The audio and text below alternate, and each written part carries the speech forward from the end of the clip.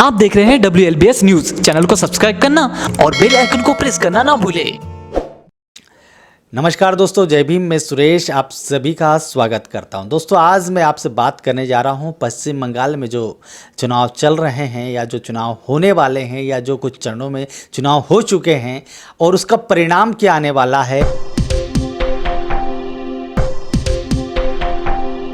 मोटा मोटा जो आंकड़ा है, जो उभर के जो बात सामने आ रही है, उस पर मैं थोड़ी सी अपनी प्रतिक्रिया देना चाहता हूं।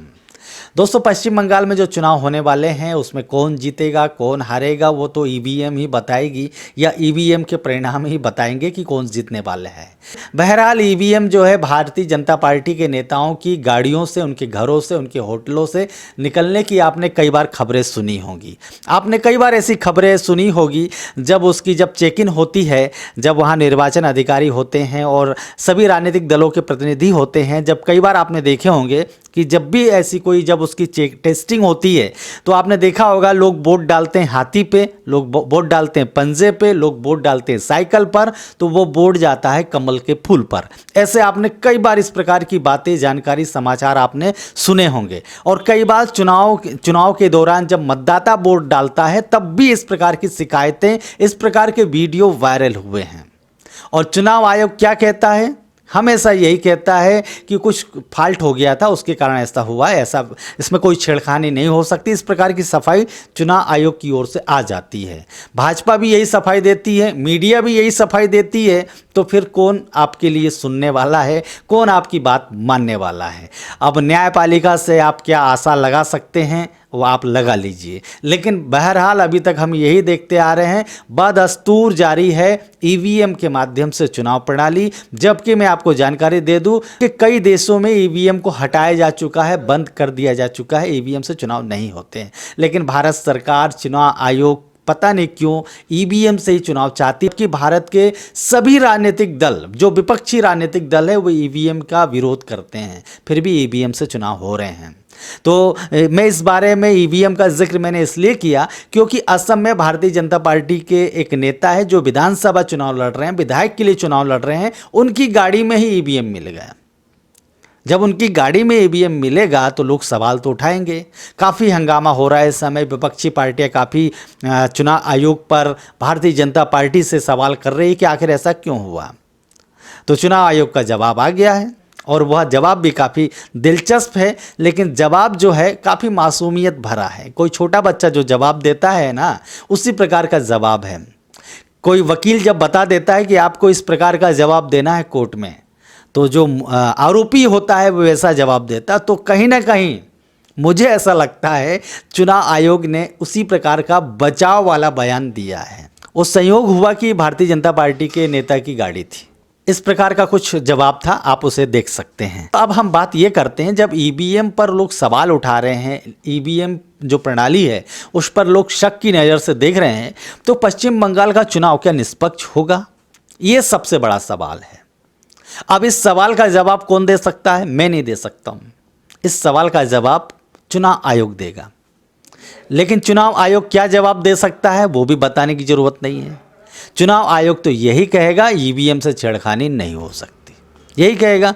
भारत सरकार भी यही कहेगी कि ईवीएम से कोई छेड़खानी नहीं हो सकती। तो फिर क्या करें?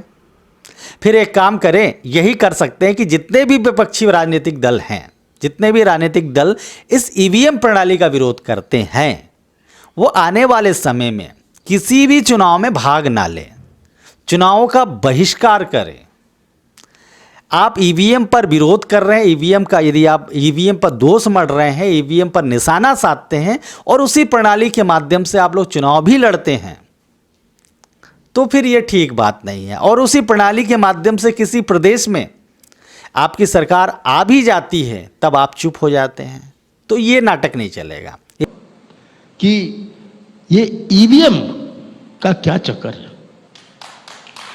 अगर बीजेपी केवल ईवीएम से क्यों चुनाव करवाना चाहती है? आप 300 सीटें जीतिए, बैलेट से जीतिए, मतपत्र से जीतिए, कौन रोक रहा है आपको?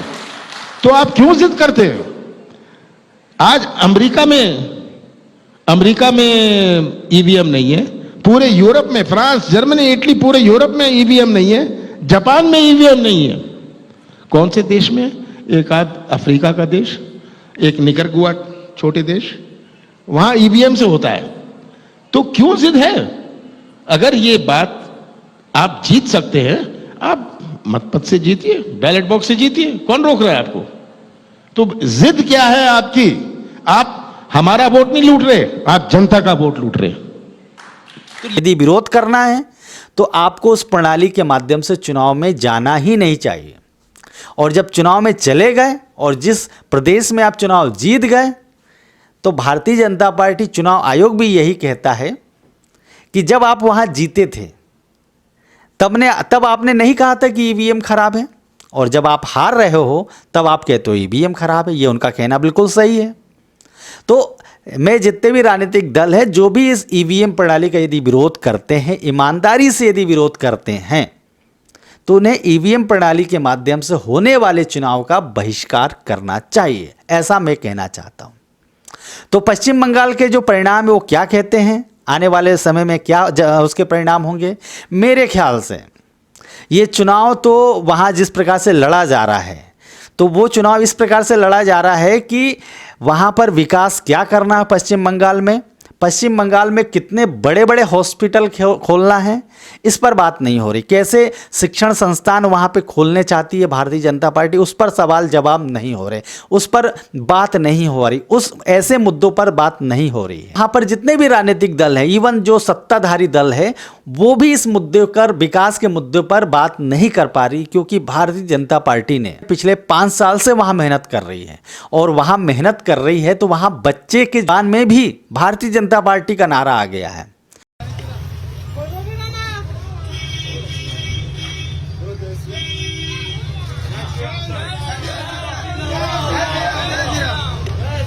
और भारतीय जनता पार्टी का नारा क्या है? जय श्री राम। दोस्तों, ये बात जो मैं कह रहा हूं, आप बिल्कुल आश्चर्यचकित होंगे कि मैं बोल रहा हूं कि भारतीय जनता पार्टी का नारा है जय श्री राम। दोस्तों, ये बात मैं इसलिए कह रहा हूं, ये भारतीय जनता पार्टी का नारा नहीं है, 100% सही है, लेकिन भारतीय जनता पार्टी इस नारे को ये समझती है कि ये उनका है नारा, ये उनके चुनावी राजनीतिक या उनका राजनीतिक ये नारा हो गया, इस प्रकार का वो समझती है। और इस प्रकार का उसने प्रचार प्रसार करके बच्चे बच्चे की जुबान पे ये नारा पहुंचा दिया है। और ममता बनर्जी की छवि ऐसी बना दी है भारतीय जनता पार्टी ने मीडिया के माध्यम से, प्रचार तंत्र के माध्यम से, कि ममता बनर्जी जी जय श्री राम के नारे से चिढ़ती हैं, जबकि ममता बनर्जी चंडी पाठ कर रही हैं चुनावी सभाओं में। আমার সাথে হিন্দু কার্ড খেলতে গেলে আগে বলুন আপনি নিজে ভালো হিন্দু কিনা, হিন্দু ধর্মের আদর্শ মানুষকে চণ্ডীপাঠ করে তবে কিন্তু বাড়ির থেকে বেরোয়, এটা মনে রাখবেন।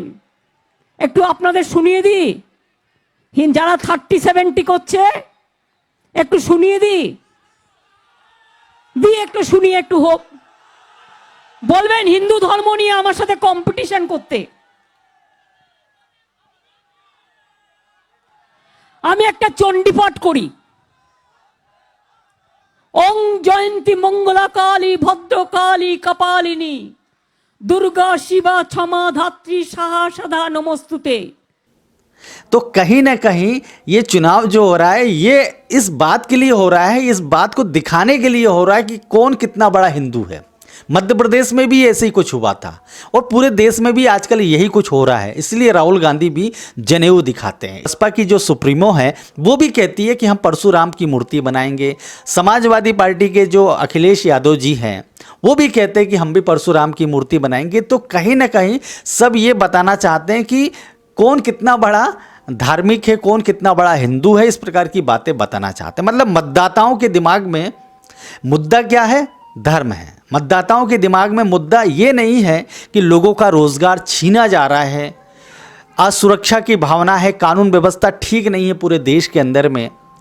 अभी जो कोरोना का जो संकट आज बहुत ही विकराल रूप धारण कर चुका है, जब स्वास्थ्य व्यवस्थाएं लचर हो चुकी है, तो क्यों लचर हो गई है? क्या हमारी सरकारों ने या इस सरकार ने स्वास्थ्य सुविधाओं पर ज़्यादा ध्यान दिया है या नहीं दिया है?